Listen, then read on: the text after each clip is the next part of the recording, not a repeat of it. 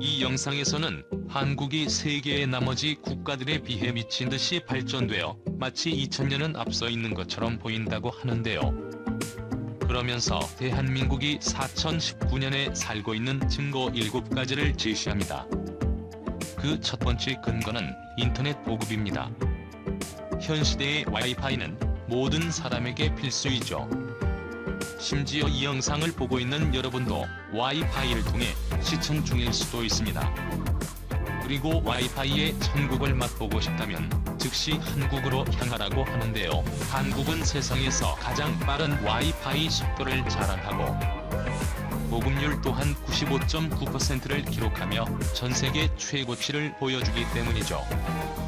실제로 지난 16일 한국통신사업자연합회에서 발표한 2019년 해외 품질조사에 따르면 국내 공공 와이파이 다운로드 속도는 평균 354.07mbps로서 한국 이외의 지역에서 가장 느린 홍콩의 11.70mbps보다는 30배, 가장 빠른 수준인 영국의 50.38mbps보다 7배 빠른 속도를 보여주며 압도적 우위를 갖고 있습니다.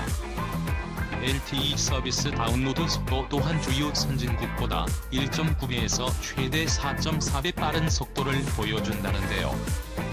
한국에 처음 방문한 외국인들은 한국에서는 어느 곳을 가든 끊김없고 빠른 와이파이 속도를 보여주어 쾌적함을 넘는 경이로움을 느낀다고 합니다. 두 번째 근거는 탈현금화입니다. 카드 결제가 불가능한 업소가 많아 항상 여분의 현금을 들고 다녀야 하는 외국에 비해 한국에서는 어디서도 카드 결제가 가능하죠. 이것은 신용카드 결제를 거부하는 것이 법으로 엄격하게 금지되어 있어 아무리 적은 금액이라도 현금으로 결제할 필요가 없기 때문인데요. 결과적으로 2018년 통계자료에 의하면 세계의 다른 선진국들과 비교해서 대한민국은 14%라는 낮은 현금 사용률을 보여주고 있습니다. 한국에 방문한 외국인들은 택시를 타서도 카드 결제가 가능하기 때문에 한국의 어느 곳에 여행을 가든지 가벼운 지갑으로 편리하게 이동이 가능하다며 감탄한다고 하네요. 세 번째 근거는 뷰티 산업입니다. 한국에서는 완두콩과 달팽이 등에서도 성분을 추출하여 피부에 좋은 화장품을 연구하는 것은 물론이고 각종 헤어 살롱과 네일아트의 서비스도 뛰어나다고 합니다. 그리고 한국의 남성은 세계에서 가장 자기관리를 잘한다고 말하는데요. 한국만큼 남성 뷰티 시장이 큰 국가가 없다고 말하죠. 이 정도로 유명한 한국의 뷰티는 이미 킬리 뷰티라는 이름으로 전세계에 열풍을 일으키며 한국의 문화를 널리 알리는 한류의 일부가 된 상태입니다. 중국에서는 사드 배치 이후 한한령으로 인해 한국 화장품의 인기가 식고 일본의 화장품이 주류가 되었으나 최근 미국과 중국이 1단계 무역 합의를 타결하면서 한한령 해제에 대한 기대감도 커지자 한국산 화장품의 중국 시장 점유율은 25.2%를 기록하며 25.5%의 점유율로 1위를 차지한 일본의 자리를 재타반할 가능성이 높아지고 있죠. 유튜브의 뷰티 채널도 한국에서 트렌드를 이끌어갈 만큼 미래의 뷰티 산업은 한국이 지배할 것이라고 합니다. 네 번째 근거는 로봇 기술입니다. 미래는 로봇이 모든 곳에 쓰일 것이라는 사실이 당연시 여겨지는 현 시대에 한국은 이미 모든 곳에 로봇을 사용하고 있다고 합니다. 사실 이것만 봐도 한국이 세계의 다른 어떤 나라보다도 앞서가고 있다는 것이 쉽게 증명된다고 하죠.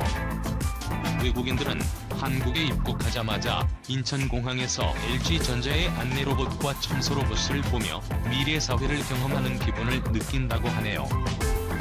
다섯 번째 근거는 인공지능 기술입니다. 로봇 기술을 이야기하면서 인공지능을 빼먹을 수는 없죠. 미래 산업의 핵심은 인공지능이라는 것을 알고 있기에 한국에서는 AI에 대한 투자를 대폭 늘리고 있는데요. 2014년만 해도 정보통신기술진흥센터에서 발표한 ICT 기술 수준 조사 보고서에 따르면 한국의 AI 소프트웨어 기술은 미국의 75% 수준으로 빠른 속도로 발전하는 모습을 보여주고 있다고 합니다. 최근에는 NHN의 바둑 인공지능인 한돌이 이세돌 구단을 상대로 2승 1패의 기록을 보여주며 승리하였죠. 또한 한국에서는 인공지능을 국방, 의료 분야 등에 확장하며 새로운 단계의 AI에 빠르게 근접하고 있다고 합니다. 6번째 근거는 스마트폰입니다. 영상에서는 스마트폰을 언급하지 않고서는 한국의 미래를 설명할 수 없다고 하는데요. 스마트폰 보급률은 세계 평균 43%인데 한국은 88%라는 압도적인 수치를 보여주기 때문이죠. 사람들과 연락을 할 때, 각종 영상을 시청할 때, 자동차에 시동을 걸 때, 상점에서 물건을 계산할 때 등 모든 곳에서 스마트폰 하나로 생활이 가능합니다. 이를 볼 때 세계 최고 스마트폰 제조기업인 삼성전자가 한국의 기업인 것도 납득이 간다고 하네요. 마지막 7번째 근거는 유전공학입니다. 한국의 유전공학은 놀라운 속도로 발전하고 있다는데요. 특히 줄기세포 치료제로 대표되는 재생의료에 있어서는 대한민국이 세계의 선두를 달리고 있습니다. 전 세계에서 판매되고 있는 8개의 줄기세포 치료제 중 무려 4개가 한국의 기업에서 판매하는 것이죠. 시장 조사업체 BIS 리서치에 따르면 앞으로 세포 유전자 치료제 시장은 연간 41.2%씩 성장하여 2025년에는 14조에 다다를 것이라고 예상된다는데요. 전통적으로 미국의 지배하에 있었던 이 시장을 한국에서 이미 절반을 차지하며 영향력을 키우고 있습니다. 일본은 이제 후진국, 기술대국 착각하지마. 일본의 유명 경제 전문가가 일본은 이제 후진국이라고 인정하는 용기를 가져야 한다고 주장하고 나섰다. 숫자만 보면 일본은 이미 참담한 수준이어서 선진국이라고 볼 수 없다는 내용인데, 기술 대국이라는 착각에 빠져 지금처럼 현실을 제대로 마주하지 못한다면 원래 가난한 나라로 추락할 것이라고 비판했다. 주인공은 부자의 교과서 등을 펴내며 국내에도 잘 알려진 경제 전문가 가야 게이츠다. 그는 지난 27일 발매된 뉴스위크 최신호에 실린 칼럼에서 일본의 경제 상황을 냉혹하게 분석했다. 그는 일본이 급속히 빈곤해졌다며 각종 경제 지표를 제시했다. 일본의 노동 생산성은 선진국 중 최하위이며 세계 경쟁력 순위는 31호 1997년 이후 최저치를 기록했다. 평균 임금은 경제협력개발기구 35개 회원국 중 18위에 불과하고 상대적 빈곤율은 38개국 중 27위다. OECD의 각종 자료를 보면 상황은 더욱 암담하다. 교육에 대한 공공지출의 국내 총생산 비율은 43개국 중 42위이고 연금의 소득 대체율은 50개국 중 41위. 장애인에 대한 공공지출의 GDP 비율은 37개국 중 32위, 실업에 대한 공공지출의 GDP 비율은 34개국 중 31위다. 가야 게이츠는 도마 위에 오르고 있다. 그동안 한국은 베트남에 많은 투자를 해왔는데 우한 폐렴 사태가 확산되자 한국 기업들을 배척하고 일본을 선택했다가 여의치 않았는지 다시 한국에 손을 내밀고 있는 모양새이기 때문이다. 베트남 기획투자부 등에 따르면 한국은 1988년 1월 1일부터 2019년 12월 20일까지 베트남에 677억 달러를 투자했는데 이는 135개 투자국 중 최대 투자국이다. 뒤를 이어 일본 593억 달러, 싱가포르 498억 달러, 대만 324억 달러, 홍콩 234억 달러 순이다. 특히 지난해에는 베트남 전체 외국인 투자의 20.8%를 차지하는 등 한국은 2014년 이후 매년 60억 달러 이상 꾸준히 베트남에 투자하고 있다. 진출 초기에는 섬유, 의류 등 경공업 위주의 투자를 진행했었다가 2009년 삼성전자가 베트남 북부 박민성에 휴대전화 생산기지를 마련하면서 전기, 전자 관련 한국 기업의 베트남 투자 진출이 증가했다. 이외에도 2014년, 2017년 삼성 디스플레이 생산 공장, 2015년 삼성전자 소비자가전 복합단지, 2016년 LG 하이퐁 캠퍼스, 2018년 효성화학공장 등 국내 대기업의 베트남 진출이 꾸준히 이어지면서 중소, 중견기업의 동반 진출이 확대됐다. 그러나 환폐렴 사태가 확산되자 베트남 항공사들은 지난 2월 말 한국행 결항을 결정했다. 게다가 베트남 정부는 지난 2월 29일부로 한국민에 대한 무비자 입국을 임시 불허하고 사실상 신규 비자 발급을 중단한 데다가 한국발 여객기의 경우 대도시와 차량으로 최장 12시간 이상 떨어진 공항 2곳에만 내릴 수 있도록 해 한국과 베트남을 잇는 하늘길이 끊기게 됐다. 그러자 삼성, LG 등 베트남에 진출한 국내 대기업에 비상이 걸렸다. 한국의 엔지니어들을 베트남으로 이동, 배치해야 하는데 베트남 정부가 한국에서 입국하는 모든 이들에 대해 예외 없이 2주간의 시설 격리를 결정했기 때문이다.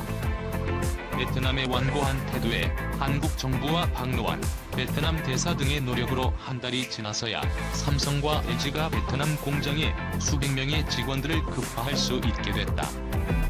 우한폐렴 확산에 따른 투자 위축을 막겠다는 베트남 정부의 배려로 예외 입국을 허용해준 것인데 삼성전자가 베트남 총 GDP 중 20%를 차지하고 있는 것을 고려하면 배려라는 표현이 무색하기만 하다. 업계에 따르면 이를 통해 삼성과 LG 소속 엔지니어 약 400여 명이 전 세계를 통해 베트남에 배치됐고 추가 파견을 위해 베트남 정부와 협의 중인 것으로 알려졌다. 이 와중에 베트남 우잉수안副총리는 지난 23일 아베 일본 총리에게 서한을 보내 우한폐렴으로 인해 양국이 직면하고 있는 어려움과 경제적 손실 상황을 공유하고 협력하자는 제안을 한 것으로 알려졌다. 일본 정부와 국민들의 우한폐렴 통제를 위한 노력을 높이 평가하고 질병 예방과 통제에 상호 협력을 강화할 것을 제안한 것이다. 이렇듯 반한친일 전략을 펼친 베트남이 최근 한국 기업들의 우한폐렴 진단키트 공급 요청을 한 것으로 확인돼 국민들의 공분을 사고 있다. 베트남은 뒤늦게 우한폐렴 확진자가 증가하고 있는데 3월 31일 현재 확진자가 204명으로 늘어나자 정부가 우한폐렴 전국적 유행을 선언했다. 이로 인해 베트남 각 지역의 대중교통 운행은 사실상 중지되며 주민들의 이동도 15일간 금지 수준에 가깝게 통제된다. 이에 베트남 보건부는 지난 29일 한국 기업들로부터 5,000개의 키트를 제공받아 사용 중이며 20만 개를 추가 수입할 예정이라고 밝혔다. 인트론바이오, 진매트릭스 등은 최근 베트남 등에서 진단키트 공급 요청이 쇄도해 수출을 앞두고 있다고 밝힌 바 있다. 이 소식을 접한 누리꾼들은 한국 싫다고 할 때는 언제고 이제 와서 진단키트 달라고 하는지, 한국의 우호적인 게 아니라 돈의 우호적인 나라였나, 한국 사람들에게 잘해주는 조건으로 제공해야 등의 반응을 보이고 있다. 수도 하노이, 경제 중심지 호치민에 대한 봉쇄 가능성도 점쳐지고 있는 가운데 향후 베트남의 태도가 어떻게 변화할지 귀추가 주목된다. 베트남 올해 경제 성장률 전망 4.9%.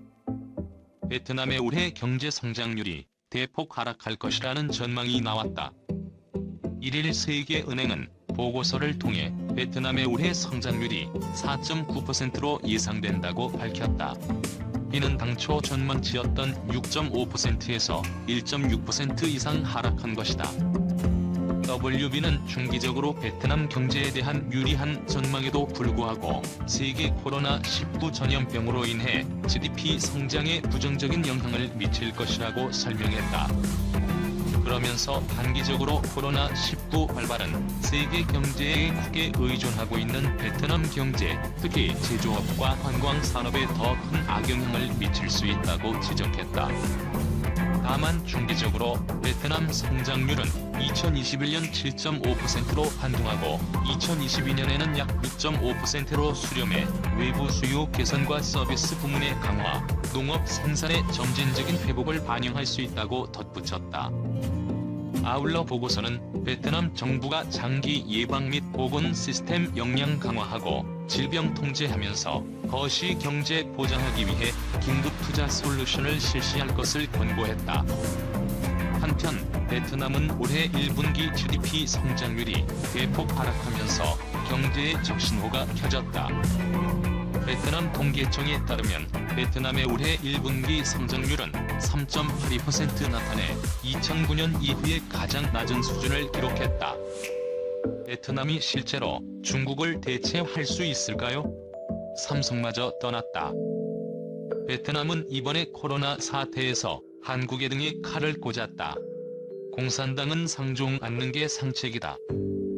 베트남의 중국 대체로는 미중 무역 전쟁 발발 이후 끊임없이 제기돼 왔다. 실제로 삼성, 애플 등 많은 글로벌 기업들이 비용 증가 등의 이유로 생산 라인을 베트남으로 일부 옮겼거나 향후 이전을 검토하고 있다. 2020년 다시 한번 베트남 대체론이 주목받고 있다. 코로나19 확산 이후 글로벌 공급망이 재편됨에 따라 중국이 베트남에 세계의 공장 지위를 내어줄 것이라는 관측이다. 왜 베트남인가? 정말 베트남은 중국을 대체할 수 있을 것인가? 중국 외교학원 세계정치연구센터 스잔 주임의 심층 분석을 정리해봤다.